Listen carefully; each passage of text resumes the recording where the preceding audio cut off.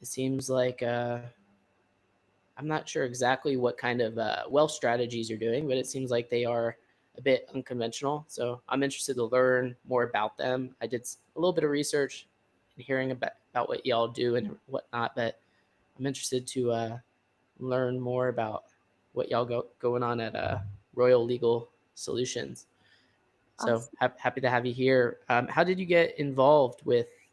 Did you start this company? Like, let's get a little bit of a background of how you ended up where you are today.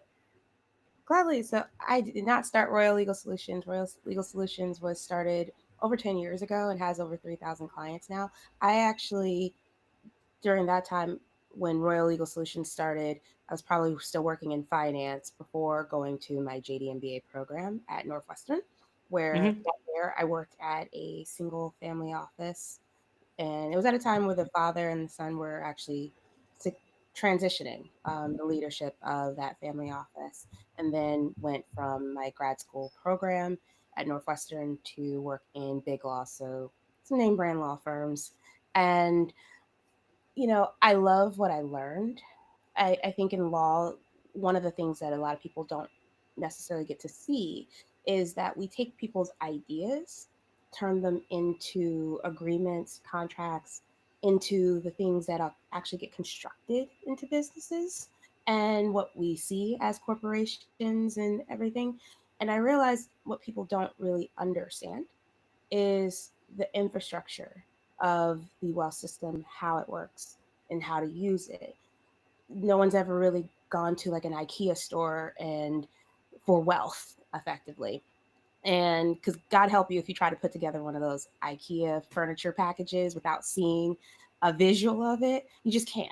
And most people have never done that. So I started a company called Perfectionista where I teach the wealth system, but I also will consult out with firms and business owners and everything to help them implement these strategies. Royal Legal Solutions was already successfully doing that, but I have some abilities that could enhance what Royal Legal Solutions was already doing for clients and some experience that could translate very well to add more infrastructure and allow Royal Legal Solutions to grow. So, specifically, for some of our clients, let's say someone is starting up a business, I can help them really understand. Everyone's like, oh, I have a business, I have an LLC. No, an LLC is more of like a backpack. And I'll tell clients this. If just because you have a backpack does not mean you have stuff to put in it. Sometimes people will have a business, and if they go through an airport to wherever they're going, they have all their clothing stuff in hand, no backpack, nothing to carry. You just go through TSA. You might lose some stuff along the way while you get to your destination. But if you put it in a backpack, it keeps everything contained. Well, some of the documentation, the operating agreement is like the zipper for the backpack. It keeps people from just reaching in whenever they want to. And being able to translate what these things are actually matters because people can understand why they're doing what they're doing and enough to have a conversation with a professional who can implement it and then ask for what they want. So I'll explain it to clients in a way where this actually helps them, but for businesses like Royal Legal Solutions, I will actually implement the processes that are required for whatever it is that we do so our clients can have a smooth experience and on top of that do things the way that the law requires them to do.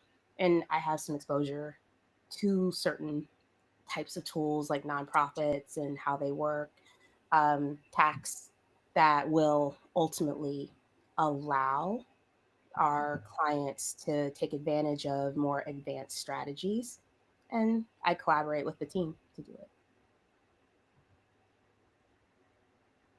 Cool. So when you're working at this big law firm, what were you doing there that helped you translate to what you're doing now? Could you give us like an example of like a case that you worked on or what kind of work you were doing that led you on your journey to where you are today? Gladly. So I started off at Kirkland and Ellis in their restructuring group and lateral with a team to Ropes and Gray doing restructuring. So restructuring is when everything goes wrong in the wealth system. So if you start by dismantling something, you have to back into how it actually was supposed to work to begin with. And you're doing it when the stakes are the highest. And these are court ordered processes. Sometimes they're done out of court, but the courts have to approve ultimately what happened and what is being done. So you start to understand how the law itself really works and gets enforced. And in that, I saw, for example, somebody who, you looked at the stock market based off of the amount of shares they had in a company, they were worth hundreds of millions of dollars. And by the time the net operating loss motion was, there was an order ordering that the stock was declared worthless, you got to Hmm. see that their net value went to nothing, like literally dust. And if you borrowed against that stock, ultimately your loans get called. And Hmm. so it's a great strategy to borrow from equity in order to avoid paying taxes. It is legal because it's a loan, but there are risks involved. So I started to understand all the trade offs that come with whatever decision we make in wealth and how we build it. From there, I really don't like litigating. I like understanding how it works, but I hate arguing with people. I'm a certified mediator. I'm like, how can we, what is it that you really need? So I like the contracts. I like coming to agreements. I would sometimes be working on different claims with different types of vendors, including some high powered big names that you would think of. And the team was like, go ahead and negotiate this. Chances are we're not going to get anywhere. And I would come back with an agreement. And they're like, how did you do that? And I was just like, I asked them what they wanted and what they needed. I just had a conversation and found out what they wanted didn't actually conflict with what we needed. We just had to word things around it. And it was perfectly legal. So it was just a matter of documenting that, and then we got to an agreement. So I switched into what they call special situations, which is an area of law where you're in high stakes, you're possibly in restructuring or potential restructuring spaces for how to navigate agreements, and ultimately you're dealing with what I like to call no man's land, where there's a lot of Hmm. different rules of law that apply. It's not a specific practice area. So we're dealing with how trusts interact with particular claims and do they have a claim. We're looking at um, different ways of raising capital and under certain circumstances where people might have different levels of rights. So I had to analyze that. Ultimately, during this time, one of the projects I got was a global social enterprise. So they had a mix of nonprofits and for profits across different countries. And I had to figure out how to structure the thing. And our tax team, because of everything that happened with COVID, there was nothing but a ton of big deals available. They weren't available except for like a one call a month to check in and say yay or nay to what we did. So I had one strike to figure out, okay, what we're going to do with this. Otherwise, I have to wait a whole other month to get someone on the team to review and sign off. So I had to start diving in to tax and understand how it worked. And then I proposed a structure, and they were like, that's brilliant. Like, that's perfect and it's brilliant and it's simple. And had figured out, oh, this is kind of where my gifts lie while doing that, and did also what we call corporate transactions where we're interacting with tax on different types of transactions where companies are purchasing or selling different components and we have to do diligence for it there. We're underwriting loans and dealing with different types of financing, including high yield financing and securities law. So I literally had to get a lot of exposure to a lot of different areas, and that is from having that business background. At some point, I was able to start connecting the dots because business people speak in one way, lawyers speak in another way. And I'm, I had both backgrounds. Hmm. And I think when I also started to look at my own life and my family's life and how this would have applied to them, how these rules would have changed so much of my life and my family's life, and so many people like me and people I know who are building businesses from my business school classmates, I started to think of how to explain things to them. And ultimately, I kid you not, around that time that I was thinking in that way, people started reaching out to ask me because they're doing something, they're starting a business, they're doing these things, they're getting all kinds of information, and they're asking me because I'm the lawyer in the group, hey, what's real? What's not? Can you explain this? A lawyer told me to do this. And they were like, I didn't understand it when this lawyer explained it to me. But when you explain it to me, this makes sense. And if I'm asking them questions to get information, they're able to actually give me the information. They might say, I don't know if I'm understanding this, but here's the answer that I'm thinking, and here's why. All I did was ask them a question, but they knew to tell me enough. And that was exactly what I was asking them for. And it was situations like that that essentially helped hone confidence in my abilities. So essentially, you just jumped in and learned on the fly. That's the only way to learn. Yeah. So you said a lot of different things here. So I kind of I want to make sure we touch all that. So like the first example you gave, you said the company share price basically was deemed worthless, and the person borrowed against those shares, and then was basically called on the shares. So basically, they I guess, were gambling. They crapped out and lost it all. Now, was this like a publicly traded company? Was this a private company? Like, walk us through like the structure of how this person did this. So yeah, these are publicly traded shares. Okay. So these are on, your NASDAQ, New York Stock Exchange traded shares of a company. So I was on one of those bankruptcies. And, we get the case so far ahead of when the public actually hears of the case.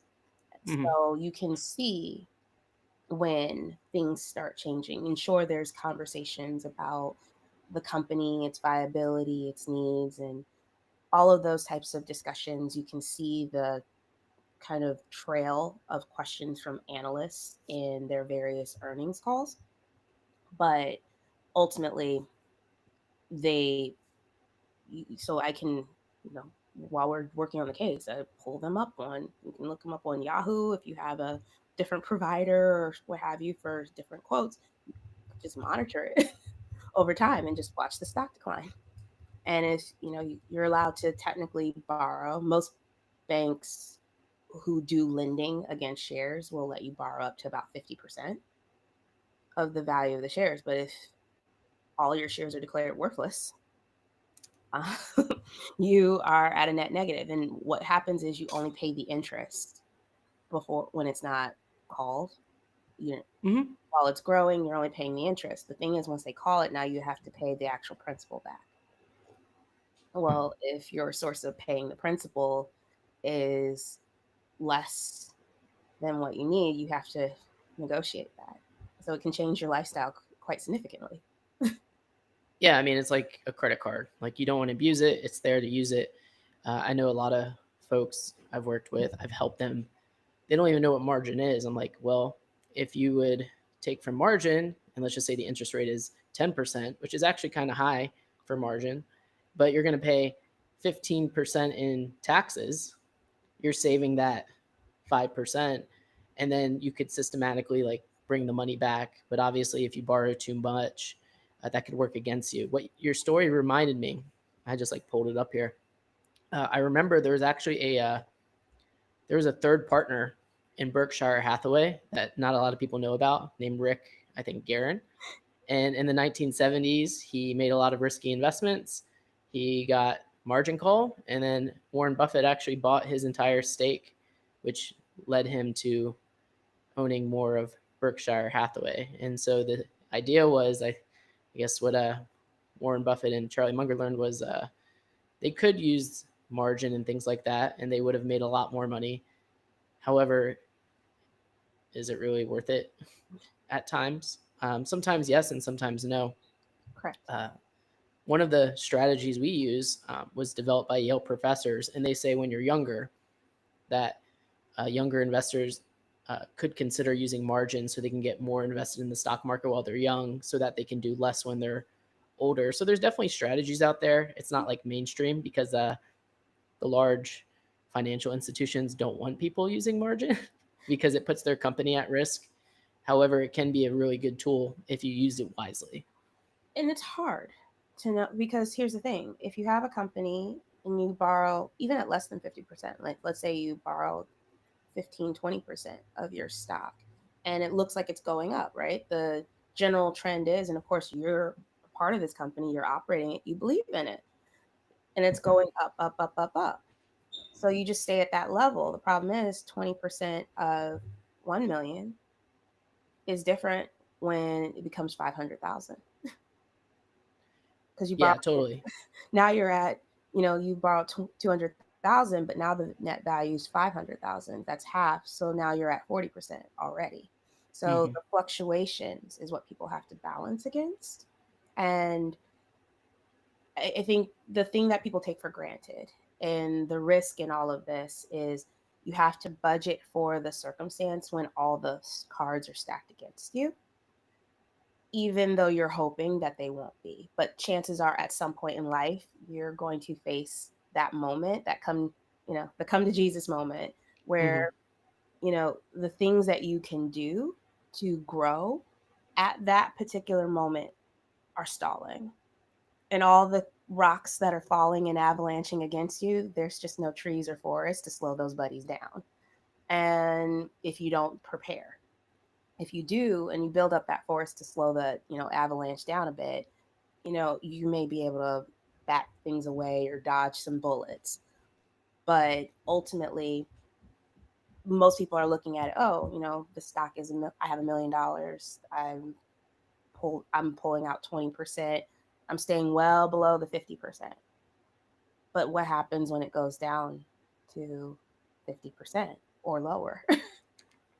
So there's always the strategy. I'm a proponent of people going in eyes wide open, knowing that the the circumstances can turn. So what else are you doing? And then also, okay, are you pouring it in and doubling down on the same business? Or are you diversifying? A lot of it is also knowing how to balance it out. And yes, for every gain you can get, as Warren Buffett and Charlie Munger would say, um, there's that risk, and it opens up the door for someone else who's played their cards right at that moment to take that opportunity. Yeah, for sure. I mean, we do use some margin, but we obviously don't abuse it because that would be silly. But it can be like a very useful tool. And It's like one good. of the things that like we do is we'll have companies in the margin accounts, and those companies pay dividends. So then we use the dividends to basically pay off some of the margin interest. So we're getting more Mm-hmm. allocation and growth. The Correct. dividends are paying off the, most, if not a portion of the interest. So that way it gives people time. So that way it's not just being consistently drawn down It, over time because things take time it, with investments. Sometimes, uh, just a week ago, I happened to have really good timing on buying a uh, very undervalued health company that's going through some situations right now. And then Berkshire Hathaway came out and reported it, and it goes up 20% in a week. But that doesn't happen all the time. it doesn't. But you have that win, right? And so when you get those wins, those are great. And like I said, I am not against any particular strategy. I am for using the strategies properly, but knowing what risks are involved so then you can make educated decisions and do it in a way where you have dividends paying you back. The interest for the loan when you're using it for business can, not always depending on how you're using it, but typically when you're using it for an active business, can be a write-off, right? Mm-hmm. So versus using the loan for the lifestyle. So people being able to make decisions that are going to serve their long run interests and then use that to build maybe passive income that can serve their lifestyle but also cover that loan as a backup. um, those are good strategies. So yeah. Yeah, I mean, I've spoken to a few business owners. I'm like, hey, like, did you know you could just open up an investment account in the name of your business? And most people have like never even heard of that. And they're like, what do you Oh, mean? I was like, well, if you have extra cash laying around and you've like maxed out all your tax deductions, you can start investing into something. And now you're creating an asset within your company. I mean, you could be a janitorial service, and then you could create an asset that's separate from that, I mean, that's all that all these large companies do. Yep. Obviously, at a bigger scale, but if you start putting a couple $1,000s away each year, and your company grows and you're saving, and you don't have to take that money out and pay income tax on it, you just keep it inside the corporation.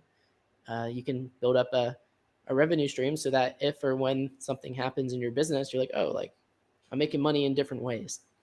Exactly. And one of the things that I also like to point out is there's very few taxes because everyone's like, oh, I have an LLC. It saves me taxes.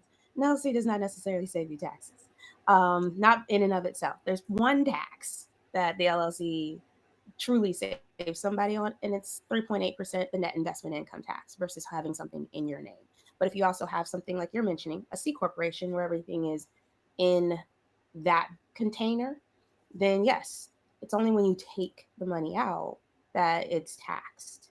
And of course, it's taxed on the income that the business earns net of any expenses. So that's when a lot of people don't realize that, you know, corporations, you can leave money in a business to help invest in growing that business. When you have an LLC, it's taxed as if it was you, unless you choose an alternate version of taxation. So, choosing your legal structure and your tax structure can actually change your economics, as well as the moves that people make within their businesses can help them actually grow faster. So it's being thoughtful about the big picture of what you're trying to achieve. And yeah, having an investment account in your business, especially when you just put it away over and over time, it adds those buffers. So when a lot of businesses had to add a lot of different tech and infrastructure during COVID. They were, you know, they had the retail store and everything else, and then they had that crunch where nobody could go to their business for a hot minute. And what do they do? The places that had buffers in place could adapt. The places that didn't had a harder time. And ultimately, it's very important for that compounding, for that investment to be done within the business, but also to treat ourselves like our own businesses, because the businesses actually facilitate our lives. Mhm. And I think a lot of people think of, oh, a business, corporation, it's so cold, it's this, it's that. For people who don't, and it's sometimes I hear it from clients, and I'm like, they're making money from all of this, but they're almost, you know, beating themselves up for doing it. And I'm like, no, you're doing it that good. You've employed 33 people who would otherwise have to look for other employment. And doing, teaching people to see what they're doing, if they're doing it with integrity as a net good, also, it's okay to not send your money to Congress that cannot use it as well as you do, because they can't seem to grow an economy, but they can shrink one pretty well. Um, Ultimately, if you have a better use for it, that's the reason why that incentive was put in the tax code in the first place. So, Yeah, I mean, the rules are there for folks to take advantage of, yet most people don't take advantage of them, and then they just complain like, well, how do all these people get around it? Well, because they're playing within the rule book, and they've taken the time to either find people who know the rules or have taken the time to figure out how to shift things so that they can pay as little as income tax as humanly possible without crossing the line from avoidance to evasion. yes, there's legal avoidance, That, there's that, that, illegal evasion. And also, mhm. I think some people, don't know what the rules are. And they're like, well, how do these people know the rules? And there, I'm not going to lie and say that people don't gatekeep. There are people who do. And then there are people who don't gatekeep, but you won't believe them because it's so far fetched from what we've been taught. And I do think the fact that Americans in particular are not educated on how our actual system works hurts our society on the whole. We'd have a much more productive and entrepreneurial society. So even from the employee perspective, employees who understand how to grow with their employer and through their employers would do much better. And but like I said, there are some people, and look, if I meet a gatekeeper, I figure it's not that I'm not meant to know this information, I'm just not meant to work with that person. Mhm. So I just keep looking. And like I've learned from people who've been in the spaces for 40, 50 plus years. Some of them have been in the place, they've been in the spaces longer than I've been alive, and or most of my life, right? And I had the privilege to learn from those people. And I wouldn't have had access to this. My family didn't have access to this. I'm a first generation college student. Like my family did descend from slaves. Like my dad remembers a time where he saw the labels that said, as a kid, he couldn't drink from a certain water fountain. And, that impacts people. I'm blessed and I worked hard, but I'm blessed that I had the opportunities to see people who and meet the people who I met and ask them questions. And were there people who I met who didn't answer my questions, who were rude and everything else? Yeah. And there were people who I met who were like, let me actually sit you down and answer this question. And here's what I'm Mhm. thinking. Here's why I'm thinking it.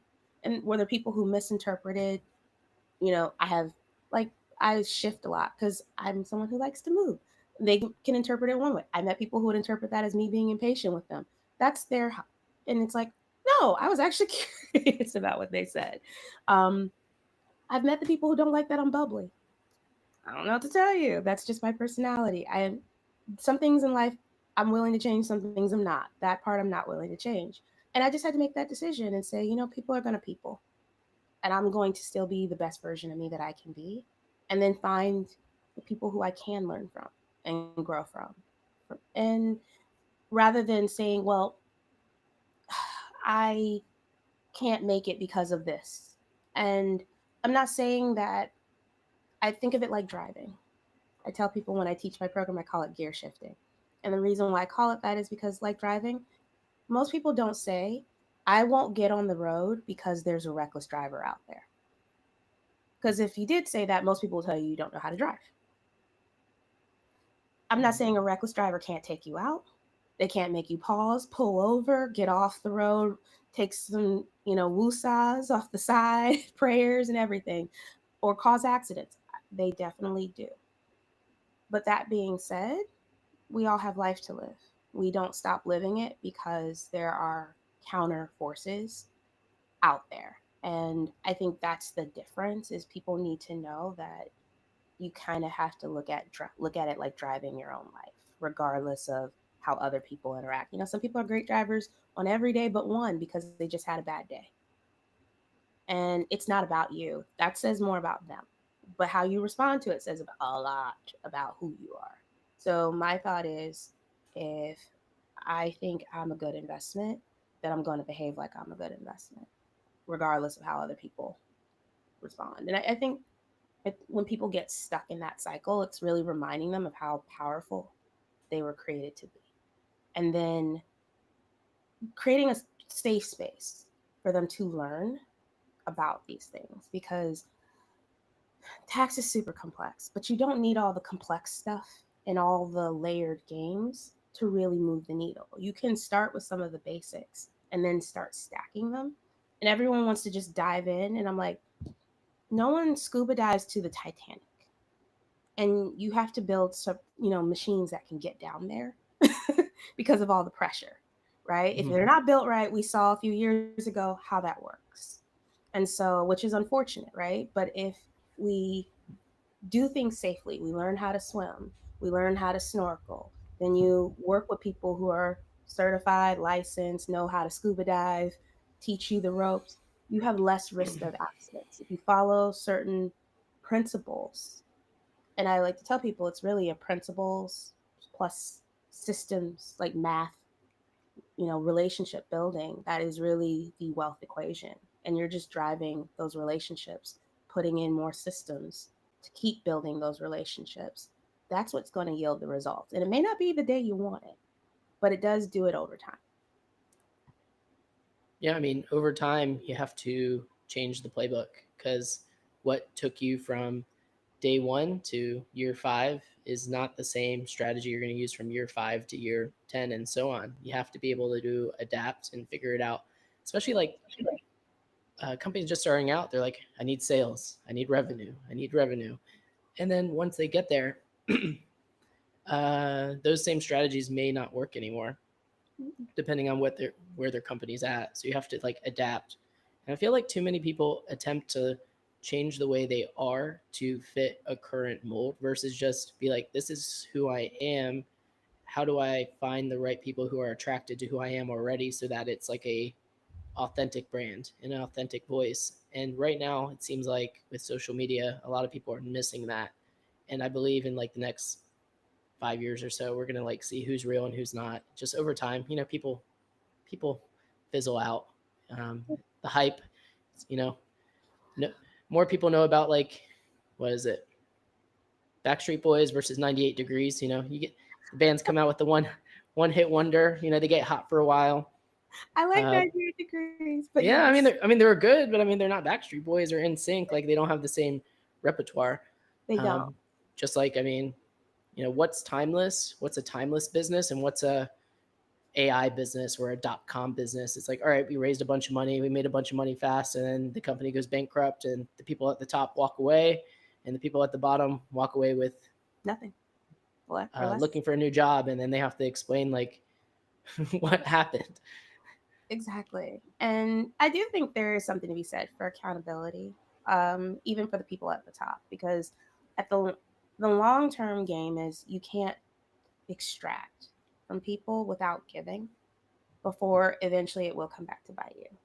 And a lot of people's trusts and estates are built off this economy running on a system of reciprocity.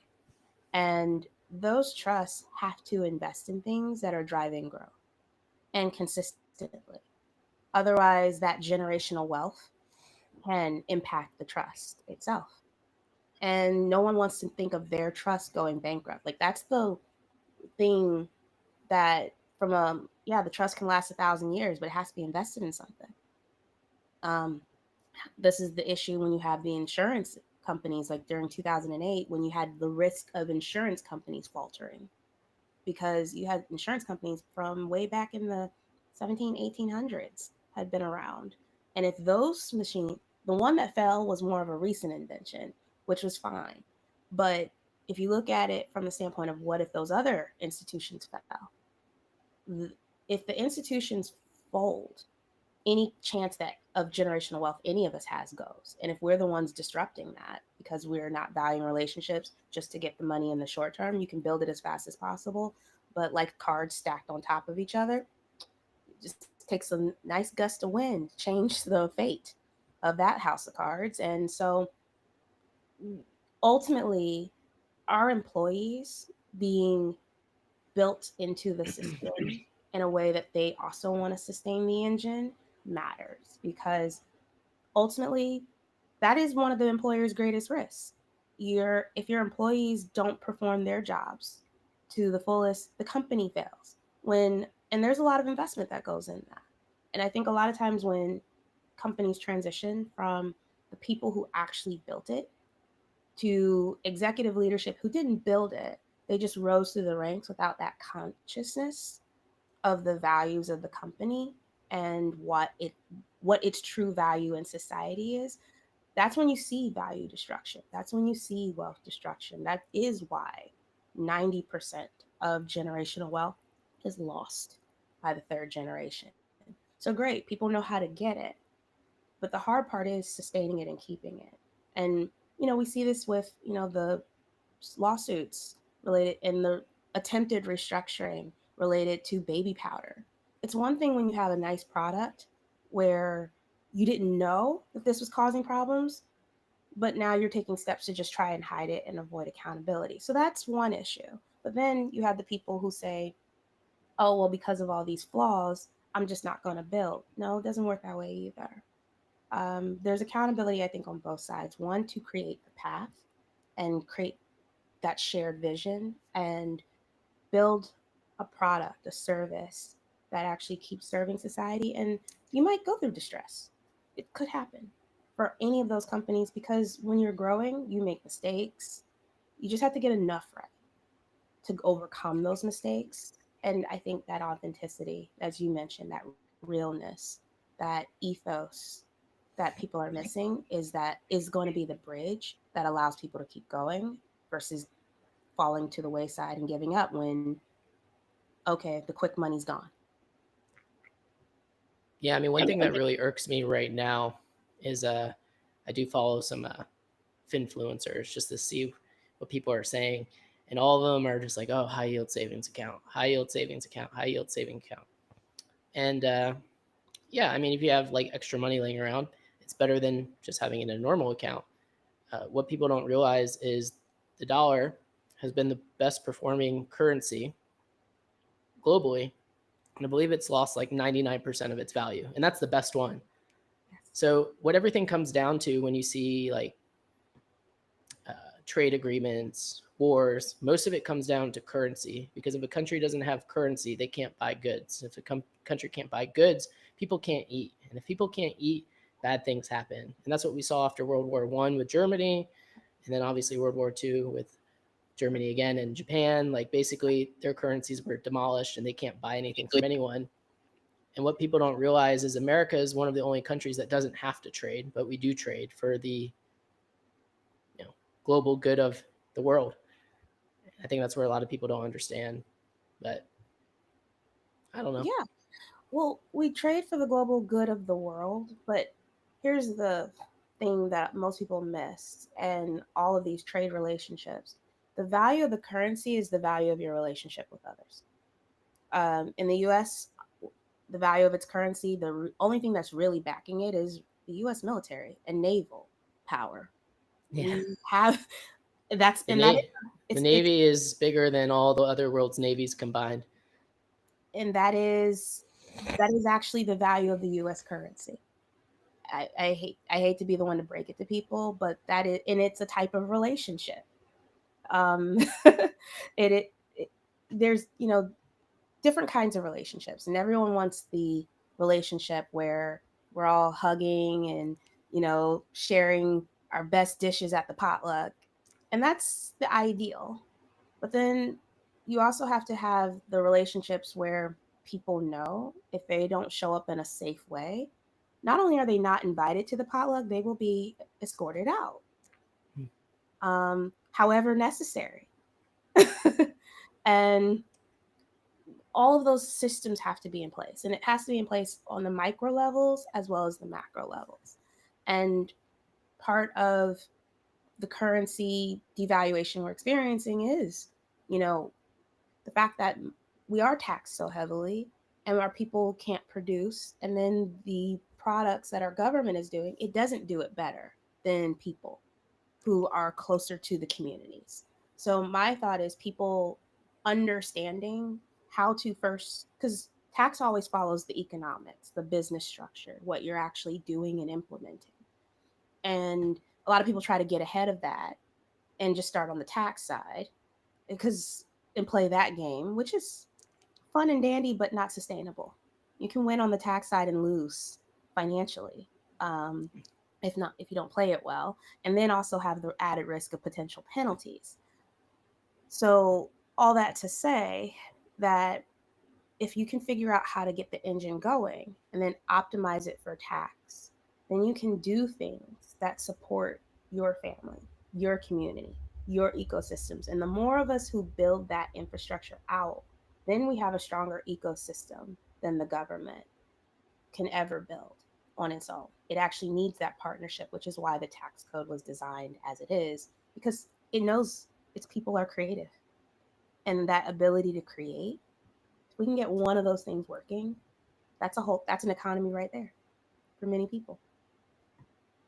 Yeah, a lot of business owners that I'll talk to, they'll be like, "Oh, I'm gonna go buy like a new truck, and I'm not gonna pay tax because I'm gonna buy this truck." And I'm like, "Well, you're not keeping anything. You're just buying stuff." So I mean, there's like those sort of folks in the business world. They're like, "Oh, I'm gonna go buy like a new vehicle or this because I don't want to pay tax." It's like, well, now you're consuming, which is good for the economy. Like you're buying things. Uh, people love cookies, and in order to get cookies, you got to buy cookies, and we got to consume in order to keep the economy going. Because if people aren't buying and eating cookies, then the economy is going to falter. But then on the same time, it's like, well, you're only going to pay 20% tax, so you're keeping 80%, and then you use that 80% to build something versus just like, oh, I'm gonna go buy this vehicle. That's what I see a lot with business owners. They're like, oh, I need a new truck every year or every 2 years. Well, people are. People are myopic. And I don't say that in a mean spirited way, but we go for the thing that most benefits us in the moment, the short term, right? As opposed to thinking through the long term. And, sometimes it's good. I'm okay with people getting the car, the truck, the ego boost, because if that keeps them going, like it helps them with what they're doing. And it's like, why is it? It's thinking through the why. Why is it? Yes. And we need people to buy trucks. We need Hmm. people to actually get those, big tools. And okay, the tax code allows it, but it's for the purpose of your business. Yes, it can also serve your ego too. Hmm. It can do that as well, but the primary purpose should not be that. It should be something that actually allows you to drive what you're doing and the long term goal. And this is a part of it. I mean, I look at it when I hire somebody to clean my house and help me. I'm contributing to the economy. Hmm. It's like, yeah, I can clean it myself. I can make the time, but I could also, it's like, if I have a choice, sometimes I have a choice between, you know, meeting with clients or cleaning my house because my schedule is that busy, right? If that happens, then why not hire somebody? So Hmm. it's allowing me to serve my clients, feel good about it, and have my own space clean. And then when I'm not that busy, then I can just do it myself because, okay, fine, I enjoy it. But it's not taking away from something else I would otherwise do. I think if you're buying the truck and it would otherwise prevent you from investing in your business, you're making the wrong decision. If you're buying it and it's like, no, this is actually the thing that will help me keep doubling down into what I'm doing and growing it for myself and others. And it allows me to keep, so for example, you're going to visit rental properties or you're going from site visit to site visit. Do you need the luxury car if your company's not performing great? No, that's not the good time to do it. You have excess cash, it's lush, exciting, everything else. Maybe you can do it that at that point, but timing is everything too. It's putting in the full context. And yeah, this might make you feel better now, but when your company's stressed about paying that lease for that said truck, um, or great, unless you got the bonus depreciation out of it, so then you could reinvest it into something else that actually did serve your business. If it didn't come with one of those types of benefits, wasn't really worth it. Like, yeah, you'll feel good in the fleeting moment, but I think oftentimes people will sacrifice the long term for the short term. And sometimes it just means having a little bit of short term pain for that long term goal. And I think tax is about balancing that because, like I tell clients all the time, I can make some maneuvers that will save you tax, but they can also make you cash poor in the moment. Is that what you want? Yeah, I think it is. we see a lot of that with non-business owners with primary housing.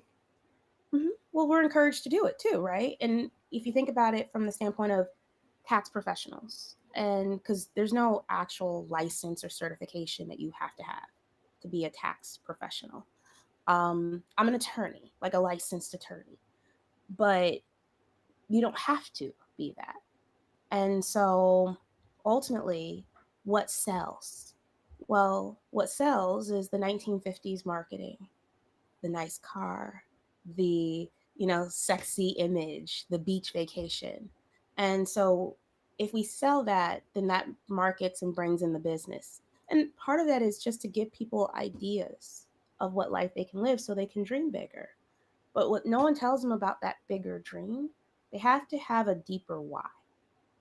Because if you had to know that to get to that beach vacation with the luxury car, the Chanel bags, and all the whatever things that make, you know, bling and glitter to you, if someone told you you had to walk on fire barefoot to get there first, you need to have a very good reason why that is you're going to walk over that fire and then be like relaxing in that payoff is there. And people skip over that part because it wouldn't sell.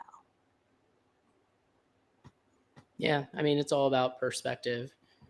I've gotten to the point where I want as little holding me down as possible. So if it's like, hey, we want to go here for a month, we can just like get up and go. We don't have to worry about like, oh, who's gonna watch the we don't have dogs or cats. Who's gonna watch the animals? Who's gonna, watch the house? Who's gonna mow the lawn? Who's gonna do this? Who's gonna do that? Life gets very complicated very fast when you start accumulating things. It does. And I feel like there's a lot of wealth in just being able to like pack a bag and be like, all right, I want to go here for X amount of time because I can, and I don't have to worry about all these other things that really don't matter in the long run. Yeah, and I mean, and part of it is value systems. Like, I'm I'm a girly girl. I'll tell people in a heart minute, like in a heartbeat. I love the pets. Like when I get married, my poor husband, he's signing up for pets. I don't know what to tell him. I had to for a number of years. They passed on me recently, so taking my time before getting new ones. But he gets the best of both worlds. One, I'm always going to thank him for letting me have my pets, and so he's going to get all of the benefits of letting me have the pet. And when unfortunately they don't live as long as humans, somebody has to comfort me because I'm sad because we lost our pet. That's going to be his job too. And we can bring the pets with us. We can. If not, we can hire a pet sitter. But and I'm a girl. I like all the girly stuff. It's like the perfumes, the shoes, the bags. I like it all, but I don't necessarily have to have it all. I can shop in my closet. I'll tell somebody in a heartbeat. I'm just going shopping in my closet. And that's my way of looking at what I have, taking inventory, seeing what I can give away, seeing what's great for me and fitting me right now.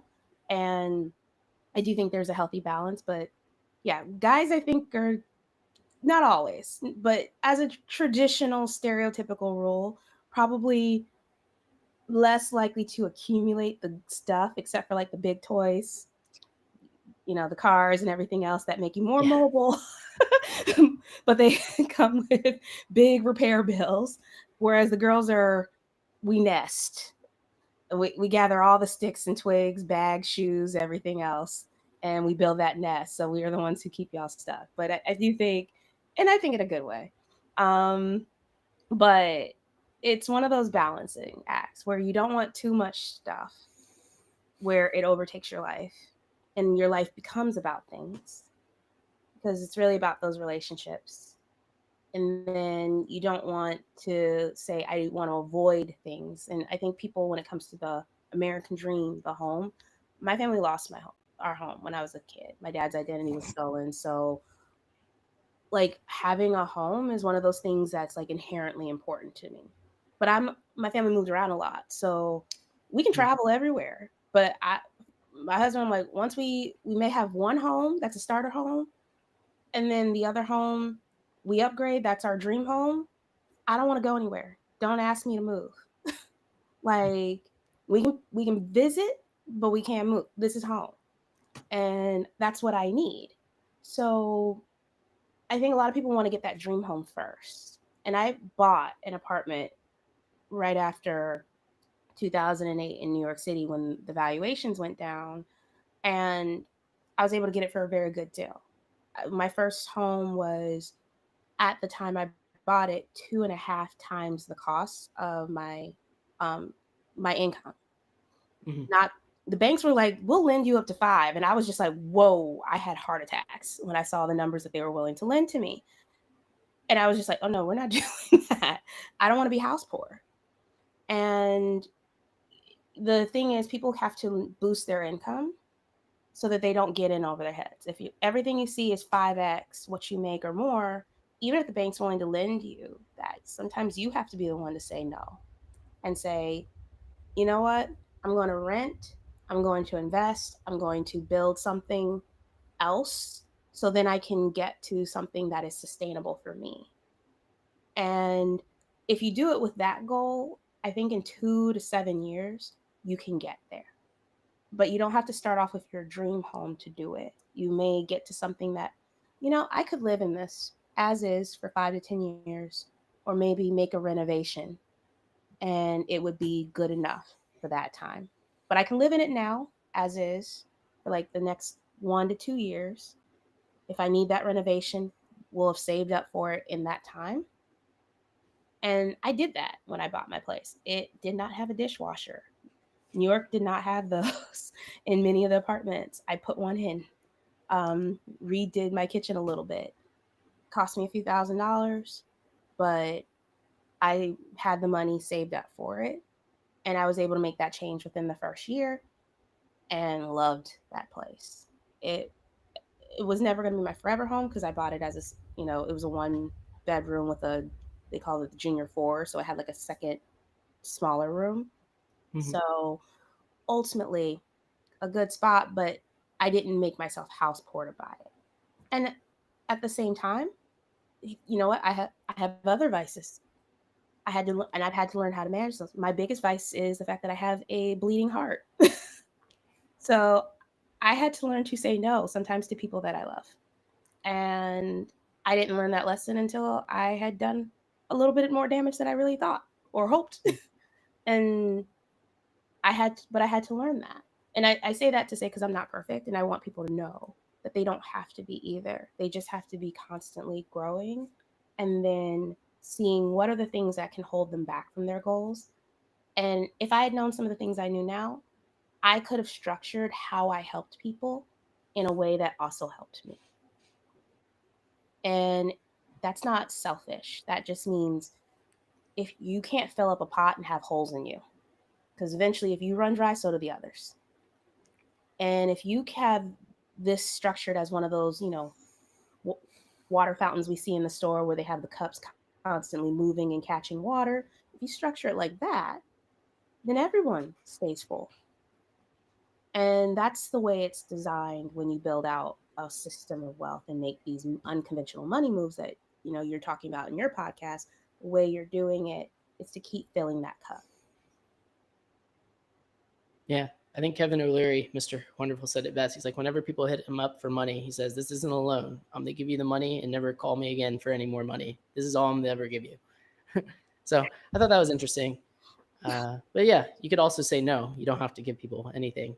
No one's entitled to anything that you've earned on your own.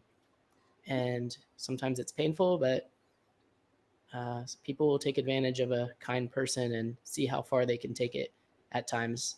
And it's a good trait to have, but you got to know how to set that boundary and set it hard. But Yes.